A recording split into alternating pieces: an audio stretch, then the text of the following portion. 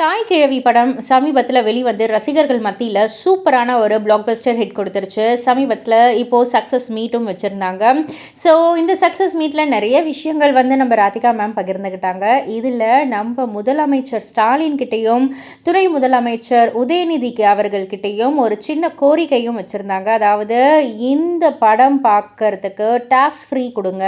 Because இந்த தாய் கிழவி பல பெண்களுடைய ஒரு எப்படி சொல்றது? அவங்களுக்கு தைரியத்த குடுக்குற ஒரு படம் இல்லையா? பல பெண்களுக்கு வந்து ஒரு ட்ரிபியூட்டா இருக்கிற ஒரு படம். அதனால ஒரு டாக்ஸ் ஃப்ரீ குடுத்தீங்கன்னா, இது வந்து எங்க புரொடக்ஷன் சைடு அப்படி இப்படின்லாம் நான் வந்து இது பண்ணல. இந்த பெண்களுக்காக நீங்க வந்து பண்ணுங்க அப்படின்ற ஒரு கோரிக்கையும் வச்சிருந்தாங்க.